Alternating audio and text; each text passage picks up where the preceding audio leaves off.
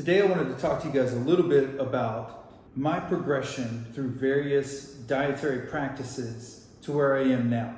Back in the early 2000s, there was a magical place on the internet, and it was a forum. It was called Total Protection Interactive, TPI for short. And in this forum, there were a number of people, like a hive mind or I don't know what you would call it, but basically like a test group, like a beta test group of folks who were interested in self-perfection, interested in pursuing relentlessly excellence in everything. And we would regularly post on there, interact with each other. And we were from all over the world. And we would interact with each other and bounce ideas off each other and just really refine what eventually became this multidisciplinary practice, which was boiled down to an MMA anti-hand game, so some form of MMA with some dirty tactics thrown in, a appendix in the waistband pistol, usually some sort of 19 or something like that, a fixed blade, a push dagger usually, and kind of built up from there, medical gear, driving skills, all that stuff. Now, one of the things that we talked about a lot was how to eat for the best performance possible. Now, through the years, we tried all kinds of things. We would do, like I remember we tried the steak and eggs diet, which is now referred to as carnivore, right? Which was basically meat and eggs, that's it. And we did that for 5-6 months. Myself and another guy named Sebastian, we tested this on ourselves for, I think it was 6 months, it might have gone longer, with great results. We tried keto, again, phenomenal, excellent results. We tried high proteins, not keto, not carnivore, but high proteins. About 60% of our calories were coming from protein, 30% were coming from carbs, and 10% coming from fats. And then we would flip that around. Then we would try a more traditional 60% carbs, 30% protein, 10% fats. We would try different things like that. We would try everything and anything in an effort to get just a little bit more performance out of ourselves and out of the people that we were training with, because we all had training groups. I had a gym that was running all the time. I always had a gym from the 1990s until now. I've always been in a position where I was training every day groups of people, in addition to teaching seminars and all that good stuff.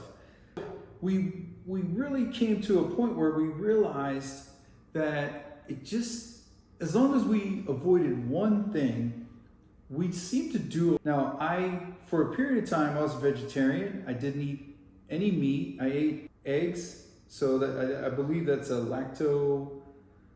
octo-vegetarian. I'm not 100% sure on the terminology. It gets weird, so I try to stay away from those discussions. But I ate basically eggs. The way that it's referred to as a donation rather than a sacrifice. Eggs, cheese, that kind of thing, and then all the vegetables, all the fruits. And then for a period, I even cut out fruits. So I eliminated fruits from my diet just to see if that would have an effect. We also did a period of time where we ate a steak and eggs type diet, but we had fruit. We added fruit in just to see, a little bit of honey every day. I think it was a tablespoon of honey with our coffee every day, and some chocolate, dark chocolate, and then throughout the day we eat a little bit of fruit, not much, just a little. And we experimented with all these things. And when I did the vegetarian diet, I tried vegan for a little while just to see what effect will this have on me. I know when I recommend to other people, when I give recommendations to people, or when I train people who tell me, listen, I'm vegan, I'm not going to eat meat. I have to get my protein sources from wherever it comes from. That's what I'm going to be doing. I have to know how to train that person. I have to know how to give them recommendations based on what they're presenting to me. I did a short time of vegan, which wasn't too bad. There's actually some good vegan food out there. And I did raw food for about a minute, but that's really hard to maintain. It's really hard to do when you're working a job. I was working a full-time job, running a business full-time on the side. So working anywhere from 80 to 90 to 100 hours a week between everything I was doing and still have a family and all the other obligations. And also trying to make meals, prepare meals for my kids. It wasn't working out. But I did notice after a certain period of time too, I was having a hard time getting the calories I need. I went back to a vegetarian diet. And then eventually I went to, and I've tried also the Mediterranean diet. I've done pescatarian, which is fish, so no red meat, but fish and vegetables. And here's the thing that I found, and this was also echoed by other people in my community that I was communicating with, and we were trading our findings back and forth, sharing the data. The big thing, man, is sugar. It really is. That is that's the Achilles heel of any diet, of any dietary plan. It's sugar. If you can find a way to eliminate sugar, just about anything is going to be all right. Like, our bodies are these amazing pieces of machinery that will run on anything. It's amazing because we are a high performance vehicle, but we can pretty much get away with eating just about anything. There's a reason. Now, these are exceptions. So when we talk about exceptions, we have to understand, right? There are exceptions and rules, that whole thing. You have a guy like Michael Phelps or some other high-level athlete who eats a box of Frosted Flakes before going to work out or to recover from a workout because they just need the calories.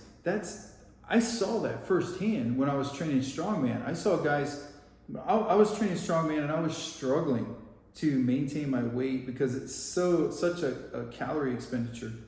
You are doing so much anaerobic threshold type work. You know, the carries, the sprinting, call it sprinting. I wasn't sprinting by any means, but the sprints with the stones and things like that, you are doing so much work in a couple hours. You're just ravenous. You want to eat everything. And I would watch those guys. They would leave, and in the parking lot of the gym, there was a Wendy's. They would drive over to the Wendy's and just chow.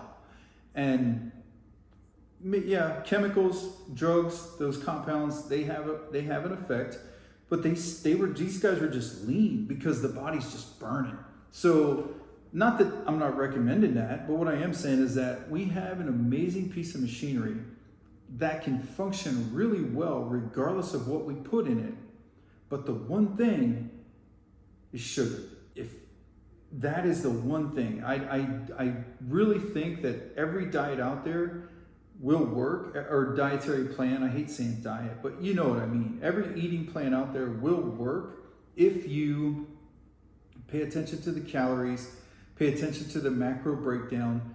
I think that those things will work. And what I've seen over 30, 40 years now, I'll be 57 in November. So 40 some years of paying attention to this stuff. I started training like in earnest when I was 16 is when I first started working with a high-level bodybuilder who was coaching me on strength. He was a high-level bodybuilder who also competed in powerlifting. So he was not just show, he was go. And he was also a competitive kickboxer and judo player. So that's when at that age is when I first started paying attention to the effects of food on performance and different ways of eating and how I feel after I eat something. Do I have energy? Do I crash? That thing. And I'm telling you, 100% of the problems have always come back to sugar. So if you take anything from this today, from my experience over the last 40 years of paying attention to this stuff and 30 years of training people, myself and others, and sharing this data with people all over the world who are also training people as well as themselves, and taking themselves through all different, basically using ourselves as a test, as a crash test dummy. It's this: you could do pretty much whatever you want, but cut out the sugar. Whatever it is that causes that same response, that same insulin response that you get from sugar in your system, whether it's alcohol, fruit, different things like that, some dairy products. If you can figure out how to isolate that thing, you figure out what it is and kick it out of your diet, don't eat it anymore, you are going to notice a marked improvement in your performance, your mood, all those things. So I hope that's helpful, and I'll see you tomorrow. Take care.